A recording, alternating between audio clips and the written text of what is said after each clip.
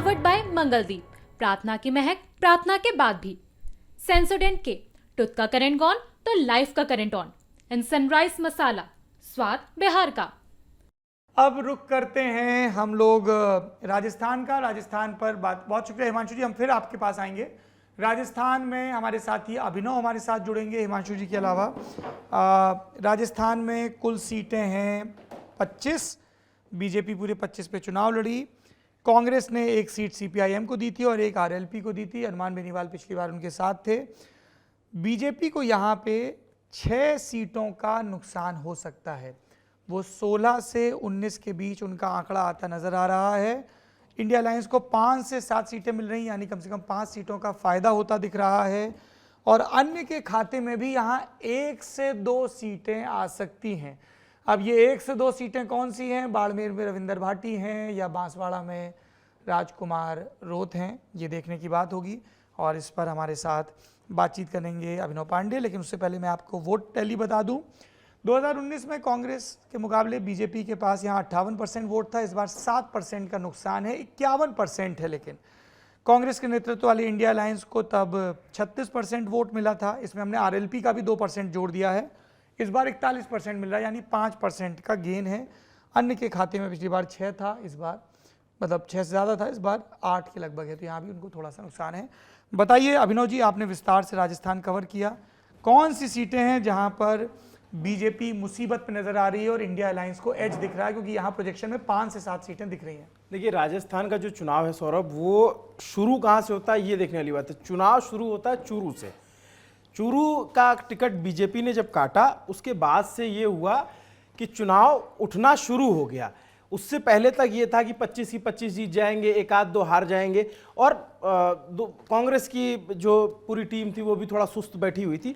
चूरू एक ऐसी सीट है, और राहुल कसवा, जो आप कहेंगे कि अगर राजस्थान या इस राजस्थान के चुनाव का मंगल पांडे कौन है, क्रांति शुरू कहाँ से हुई, तो वो राहुल कसवा है। वहाँ से जो है बीजेपी को सेटबैक मिलना शुरू हुआ और एक मूवमेंट बनना शुरू हो गया। तो चूरू और ये जो शेखावटी की चूरू, झुंझुनू, सीकर, ये तीनों सीटें जो है ये जाट बहुल सीट हैं। यहाँ पे जाटों की अच्छी खासी संख्या है।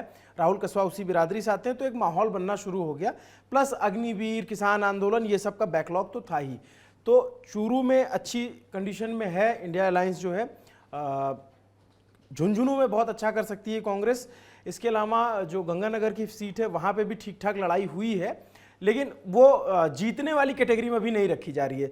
उसके अलावा सीकर में जो अमरा राम है, वहाँ पे नारा लग रहा था जब लाल लाल लहराएगा अमरा दिल्ली जाएगा। वो चूरू का इफेक्ट सीकर में कितना दिखा है ये देखने वाली बात होगी। अगर चूरू में अच्छा करती तो झुंझुनू और सीकर अच्छा कर सकती है कांग्रेस।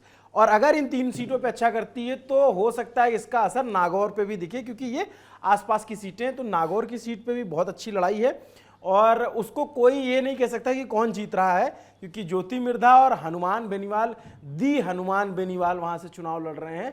तो अपने आप में वो सीट इंटरेस्टिंग है। और इसके अलावा जो आप कहेंगे तो पूर्वी राजस्थान में कांग्रेस पार्टी अच्छा करती दिख रही है। दौसा, करौली, धौलपुर, भरतपुर, इवन अलवर तक में अच्छा चुनाव हुआ है। सौरभ, मैं आपको बताऊं कि राजस्थान में जयपुर, उदयपुर, झालावाड़, राजसमंद, ये 4-5 सीटों को अगर छोड़ दिया जाए ना, तो कहीं पे भी एकदम कंफर्टेबली जो 2019 वाली जीत हुई थी कि 4 लाख, 3 लाख, 5 लाख, ये मार्जिन तो आपको इस चुनाव में नहीं दिखेगा। और ये जो 2 अन्य की बात हो रही है, वो निश्चित तौर पे एक बाड़मेर से रविंद्र सिंह भाटी हैं, जिनका मुकाबला मैं सीधे तौर पे कहूंगा कांग्रेस से कोई त्रिकोणीय संघर्ष नहीं है बाड़मेर की सीट पे। या तो वो चुनाव रविंद्र सिंह भाटी जीतेंगे, या तो कांग्रेस के उम्मीदवार राम बेनीवाल जीतेंगे। कैलाश चौधरी का स्कोप बहुत कम लगता है वहां पे, क्योंकि जितना घूमने पे समझ में आता है, और एग्जिट पोल में वो नंबर दिख भी रहा है। और इसके अलावा बांसवाड़ा डूंगरपुर की सीट है, जहां से राजकुमार रौत चुनाव लड़ रहे हैं, लेकिन वो इतना ये अन्य के खाते में दी जा रही है। लेकिन राजकुमार रौत का चुनाव इतना दिलचस्प है सौरभ जी, कि राजकुमार रौत का सिंबल है हॉकी और बॉल। और वहां पे जो है कांग्रेस लास्ट तक उहापोह की स्थिति में रही कि गठबंधन करें कि ना करें। कांग्रेस ने करवा दिया दबाव में कि बाद में नामांकन वापस ले लें। कांग्रेस ने अपना कैंडिडेट नामांकन करवा दिया। अब कांग्रेस से जो बीजेपी में गए हैं महेंद्रजीत मालवीय, वो भी कांग्रेस के कद्दावर नेता रहे उस इलाके से और वहां से चुनाव लड़ रहे हैं। तो पता नहीं क्या परिस्थितियां हुई, ये जांच का विषय होगा कि कांग्रेस के कैंडिडेट ने नामांकन वापस नहीं लिया, तो एक सिंबल का वोट होता है, उसके लिए थोड़ा बहुत जताया जा रहा। और 2 राजकुमार नाम के और कैंडिडेट वहां लड़ रहे हैं। तो राजकुमार राउत का जो सिंबल है वो हॉकी और बॉल है, उसमें से एक राजकुमार को सिंबल मिला हॉकी। तो ये अपने खेल गेम बिठाने की कोशिशें हुई हैं, लेकिन बड़ा अच्छा चुनाव राजस्थान का। और मतलब हर नेता इस चुनाव में, बड़े बड़े नेता परेशान दिखे, चाहे जोधपुर में गजेंद्र सिंह शेखावत हो, चाहे कोटा में ओम बिरला हो, चाहे बीकानेर में अर्जुन राम मेघवाल हो, चाहे अलवर में भूपेंद्र यादव हो, सबको मेहनत करनी पड़ी। इवन सीपी जोशी जो अध्यक्ष हैं बीजेपी के और चित्तौड़गढ़ से चुनाव लड़ रहे हैं, आप उनकी सीट का भी, उन पर भी नजर रखने वाली बात होगी। ये तमाम बड़े नेता अपनी सीट छोड़ के बाहर नहीं निकल पाए। मुख्यमंत्री प्रचार कर रहे थे, लेकिन मुख्यमंत्री का वो करिश्मा नहीं है जो वसुंधरा राजे का हुआ करता था। ये राजस्थान में जाकर के समझ में आता है। नहीं, इसके लिए राजस्थान जाने की जरूरत नहीं है वैसे जी। With all due respect for the new CM, अभी उनको बहुत वक्त लगेगा, संगठन के व्यक्ति हैं, अभी उनकी पैठ, उनकी पकड़, उनकी अपील नहीं है। हो सकता है कि कुछ लोग ऑफेंड हो जाए राजस्थान की बीजेपी वाले। मैं सीकर में था तो बीजेपी के कार्यकर्ताओं से बात कर रहा था, तो मैंने पूछा सीएम की रैली की डिमांड है? तो बोले हाँ भैया डिमांड है, लेकिन सीएम योगी की। तो ये मतलब उत्तर प्रदेश के सीएम का जलवा, एक बात तो मैं कहूंगा कि वो है हर जगह अक्रॉस, वो राजस्थान हो, वो हरियाणा हो, वो बिहार हो, हर जगह सीएम योगी की चर्चा होती है। प्रधानमंत्री नरेंद्र मोदी के बाद बीजेपी के दूसरे सबसे पॉपुलर स्टार प्रचारक हैं, जो हमें ग्राउंड पर जाकर नजर आता है।